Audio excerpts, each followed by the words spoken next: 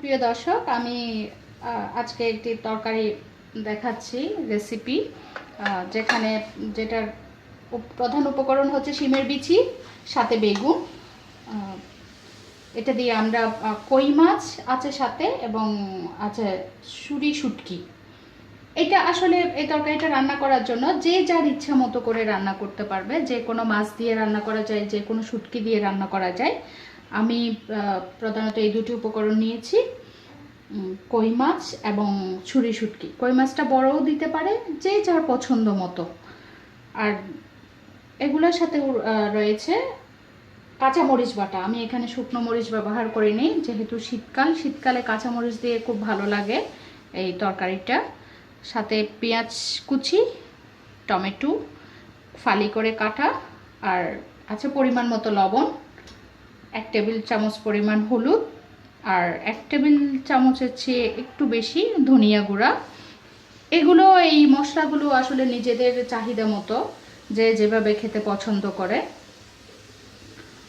আমি এখন কিভাবে রান্না করব এটা দেখাচ্ছি। সাথে আপনারা রান্নার শেষে ধনে পাতা দিতে পারেন, এটা নিজেদের পছন্দ মতো। আমি আজকে দেখাচ্ছি। আমি চুলায় হাঁড়ি দিলাম। হাঁড়িতে এখানে দেখতে পাচ্ছেন আপনারা, আমি আগেই তেল দিয়ে রেখেছি, সাদা তেল দিয়ে রেখেছি। তেলটা যখন এটা মধ্যম আঁচে রাখবেন, আমি যখন মশলাটা দিব, মশলাটা যাতে পুড়ে না যায়, আগে পেঁয়াজটা দিয়ে দিব।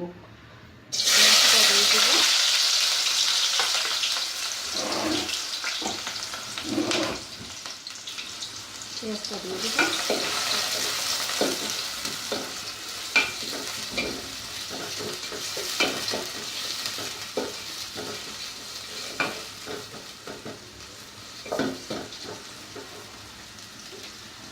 পেঁয়াজটা যখন একটু ভাজা হয়ে আসবে, আমি এখানে পানি রাখতেছি, দেখতে পাচ্ছেন।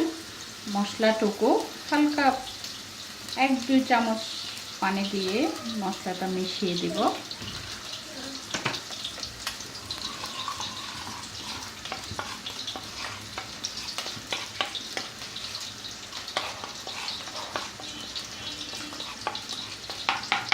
পেঁয়াজটা যখন হালকা ভাজা হয়ে আসবে, আমি মশলাটা দিয়ে দেব।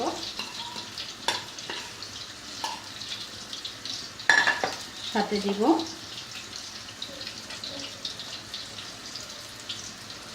2 টেবিল চামচ পরিমাণ কাঁচামরিচ বাটা।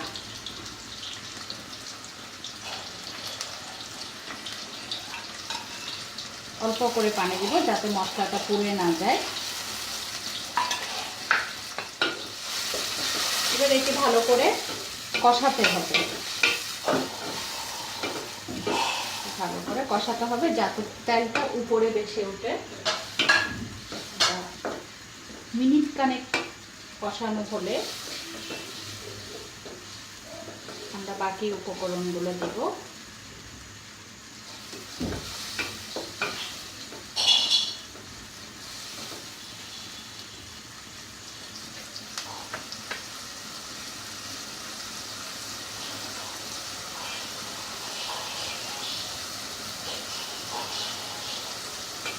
দর্শক, আপনারা দেখতে পাচ্ছেন এখানে তেলটা মশলার উপরে উঠে আসছে। এবার আমরা মাছ এবং শুটকি একসাথে ছেড়ে দিই।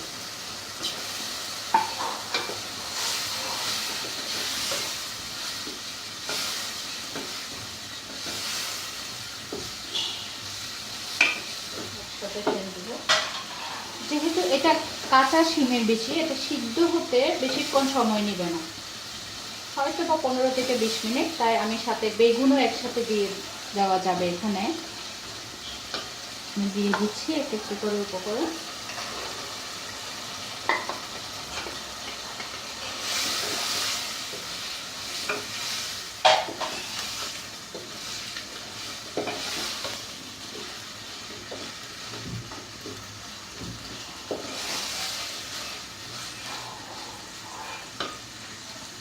সাথে বেগুন দিয়ে দিচ্ছি।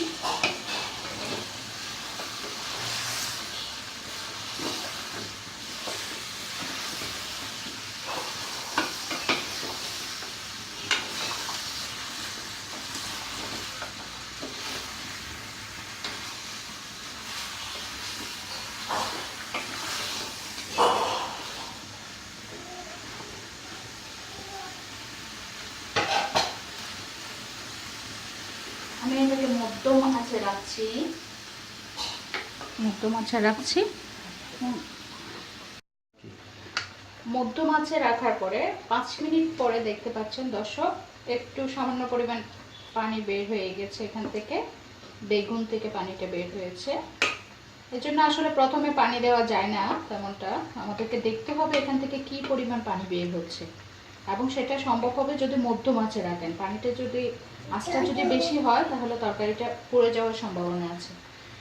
এবার এটা ভালো করে কষানো হলো, আমি চুলার আঁচ আর একটু বাড়িয়ে দিচ্ছি এবং আরেকটু পরিমাণ পানি দিচ্ছি এখানে।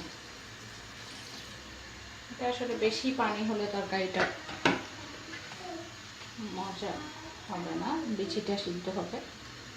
এবার এতটুকুতে আমি এটা 12 থেকে 15 মিনিট পর্যন্ত মধ্যম আঁচে রেখে দিব, যাতে বিচিটা সিদ্ধ হয় এবং তরকারিটা ভালোভাবে হয়। দর্শক 15 মিনিট পরে দেখতে পাচ্ছেন আমরা এটাতে এটা সিদ্ধ হয়ে আসছে। এবার আমরা টমেটোটা দিয়ে দিব। এটাতে খেয়াল রাখতে হবে বিচিটা যাতে বেশি সিদ্ধ হয়ে না যায়, সময় খেয়াল রাখবেন, যেহেতু বিচিটা যদি ভেঙে যায় তাহলে তরকারিটার আর মজা পাওয়া যাবে না। এটা আস্ত অবস্থায় বিচিটা খেয়াল রাখতে হবে। 5 মিনিট পরে আগে ধনেপাতা দিয়ে নামিয়ে দর্শক পরিবেশন করুন। হয়ে গেল শিমের বিচি রেসিপি, আপনারা দেখতে পাচ্ছেন। আপনারাও বাসায় বসে খুব সহজে এটি চেষ্টা করে দেখতে পারেন রান্না করে। এটি খুব মজাদার, সাদা ভাতের সাথে খেতে খুব ভালো লাগবে। ধন্যবাদ।